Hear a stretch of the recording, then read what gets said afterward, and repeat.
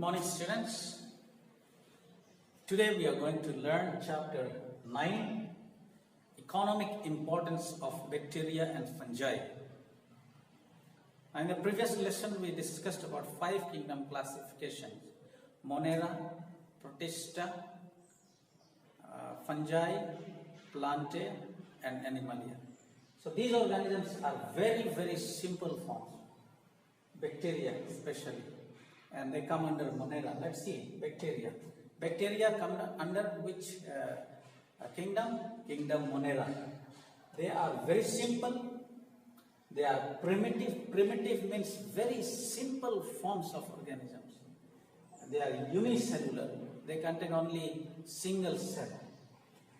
They are present universally. Present universally means present everywhere. In water, in air, soil, human body, everywhere. They are present everywhere. And they are numerous, numberless, many in number. Let's see different types of bacteria based on their shape. Based on their shape, let's see. There are different types of bacteria. First one is spherical. Spherical means round. Technically, scientifically, the word is called cocci. Some people pronounce it cocky. So, spherical, scientific term is cocci. They are round in shape. This is the example I have drawn here. They are round in shape. This spherical bacteria, they may be found in single, alone, solitary. So it is called monococcus. Mono means one. They appear single. Sometimes they appear in twos, just like this. So it is diplococcus. Sometimes they appear in a long chain like this, attached to each other. Long chain. It is streptococcus. And sometimes they appear in clusters. In a group, it is called staphylococcus. Let's come to the second type of bacteria, bacillus. Bacillus is rod shaped, just like this rod. Rod shaped, I've drawn here. Third type is spirilla. Spirilla or spirillum. They are spiral, twisted, spring-like. They are twisted, spiral. And the fourth type is vibrio. Vibrio, which is coma shaped, just like coma. So these are the 4 types of bacteria based on their shape. Now let's see the structure of bacteria here. I've drawn a simple structure of bacteria. The structure of bacteria is very simple. Now you can see the outermost layer covering is cell wall. Alright? Cell wall. Inner to that is cell membrane. And this cell membrane surrounds the fluid material which is called cytoplasm. It surrounds it. But sometimes the cell wall is again covered by a protective layer, thick protective layer called capsule. And this capsule is so thick that it protects the bacterial cell from very harsh conditions. So these are the 4 coverings of a bacteria. Capsule, the outermost, very tough. Then cell wall, as remember, cell wall is made up of peptidoglycan. We will discuss. Then cell membrane, and inside there is a semi-fluid substance called cytoplasm. Sometimes there are granules and glycogen. All these are present in the cytoplasm. And importantly, bacterial cell does not have a definite nucleus. We have discussed in Monera kingdom. They are prokaryotes. Prokaryotes means the nucleus is not bounded by nuclear membrane. So here there is a chromatin material called fiber, plasmid, chromatin material, chromosome, which is called as plasmid. Sometimes in some bacteria, there are these elongated structures, hair-like structures called flagella. So let's see one by one here. Structure of bacterial cell contains a living substance called protoplasm. Protoplasm in bacteria is made up of cytoplasm and chromatin material. Secondly, has a thin cell membrane surrounds cytoplasm, thin cell membrane. Outside the cell membrane, third one, outside cell membrane, it has a cell wall, and this cell wall is made up of carbohydrate called peptidoglycan. Plant cell wall is made up of cellulose, but bacterial cell wall is made up of peptidoglycan. Fourth one, has no definite nucleus, chromatin material, or it is DNA, is located centrally and it is attached to the cell membrane. Right, then the fifth one, sometimes it has a slimy outermost covering called capsule. Then sixth one, cytoplasm contains vacuoles, granules, and in some cases they contain chlorophyll also. So this is all about structure. Now let's see movement. How does a bacteria move? Most of the times, most of the bacteria cannot move. They use, if they are present in water, they use the water current to move from one place to another. But some cases, some bacteria, as we have already said, they contain flagella. They swim with the help of flagella when present in water. Let's see the nutrition. Next is nutrition. How they obtain food. Some of them are saprophytic. Saprophytic means they grow on dead and decaying organic matter, and they produce enzyme. They digest the food they are present in the decaying matter and absorb it for themselves. That is saprophytic. Parasitic, they live in the host body, some other organism's body, and they depend for food, shelter, everything. They draw food from other organisms. That is parasitic. Now respiration, fourth one. Respiration, some of the bacteria are aerobic. They respire in the presence of oxygen, while there are many which are anaerobic. They don't require oxygen for respiration. When such bacteria, which are anaerobic bacteria, when they are exposed to air, oxygen, they die. And last one is reproduction. How do they reproduce? Their reproduction process is very simple. But one is binary fission. By binary fission, the bacterial cell divides into two. What happens is the plasmid or the chromatin material which is in the cell, it starts splitting here. It splits, and then the cell wall also breaks into two, and then two individual bacterial cells are produced. That is binary fission. Binary means two. And the second one is spore formation. Sometimes the favorable conditions are not good. Ideal condition is not there. And so the bacterial cell divides by spore formation method.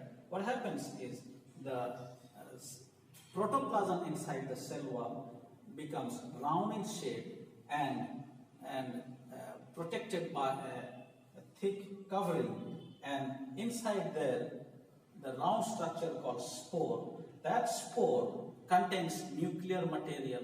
That nuclear material divides many times, and small spores are produced.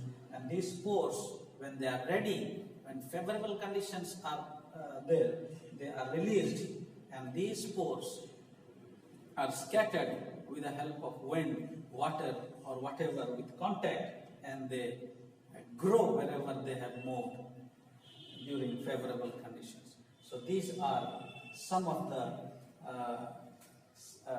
study that we have studied about bacteria.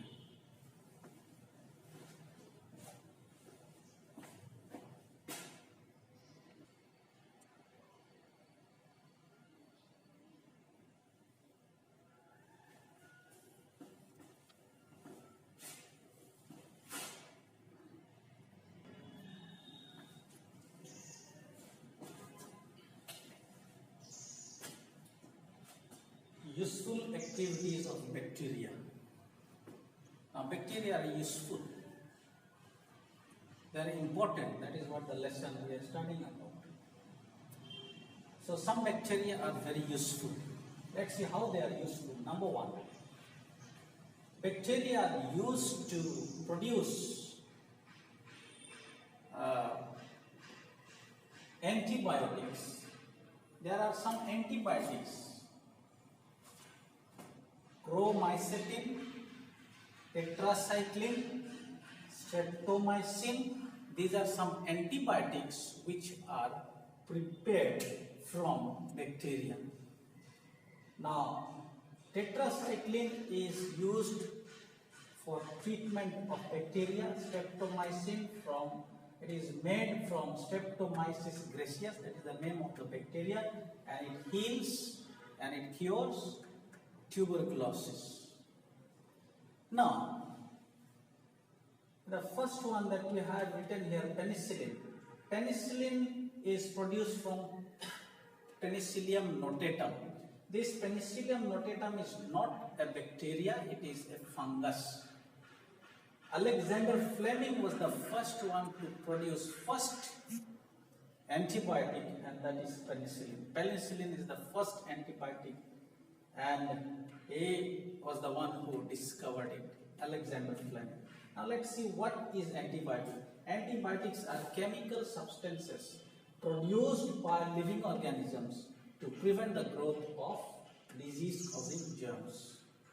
Okay, so antibiotics are chemical substances. Where are they produced from? They are produced from some germs. And what is it used for? To prevent the growth of disease-causing germs. This is one of the useful activity of bacteria. Second, serum. What is serum? Blood serum. Blood plasma without fibrinogen. Blood plasma, the liquid substance of the blood, it contains fibrinogen, but when we remove fibrinogen, it becomes serum. The serum, what is the importance of serum? It contains some antitoxins. Antitoxins are again chemicals which work against toxins. Toxins are poison. Toxin is poison. Example, antivenin. When a snake bites, when antivenin is given to the patient, that poison is killed. Third, vaccines. Vaccines are preparation consisting of weak germs or dead germs. So vaccines are also produced from germs, and when these germs are injected in the body, that means when vaccine is injected in the body, antibiotic is produced. Antibodies are produced from the body to work against and to fight against the disease causing. Some example, TAB. This is a vaccine which is to cure typhoid. BCG is a vaccine for tuberculosis. So these are prepared from bacteria. Fourth, toxoids. These are inactivated toxins of particular bacteria. Some bacteria contain toxins. I told you toxins are poisons. So they are inactivated. And what is the work of these inactivated toxoids? They stimulate the production of antibodies in our body. What are antibodies? Antibodies are chemicals that fight against disease-causing germs. Fifth one, nitrogen-fixing bacteria. In the agriculture, nitrogen is very, very necessary for plants.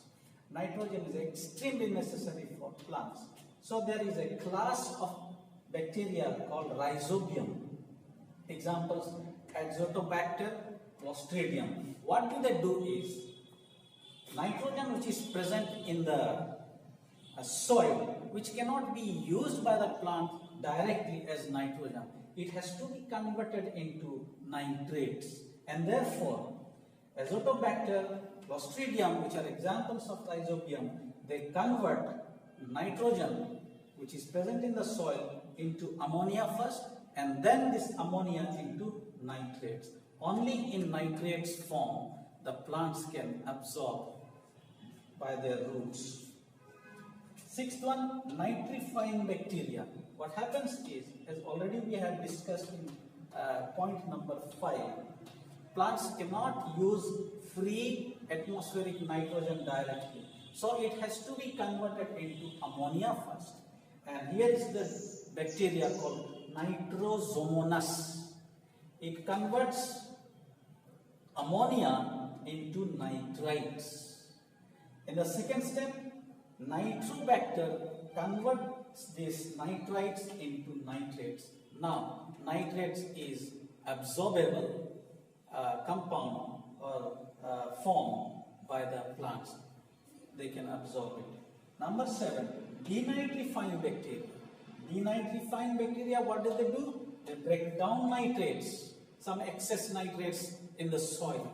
They break it down back to nitrogen, and it is released into the atmosphere. So the composition of nitrogen in the atmosphere is balanced. That is done by denitrifying bacteria. Now, when it comes to industry, tanning of leather, softening of leather, there are leather industries to make shoes, belt and bags. So unless that leather has to be softened, it cannot be, the various goods cannot be made. So that is called as tanning of leather. Number 2, flavor of tea. In the tea industry, flavor of tea is given by some of the bacteria. Then curdling of milk converted into curd. It is also done by bacteria, and this is how in industry they are used. Bacteria are used. These are some of the useful activities of bacteria.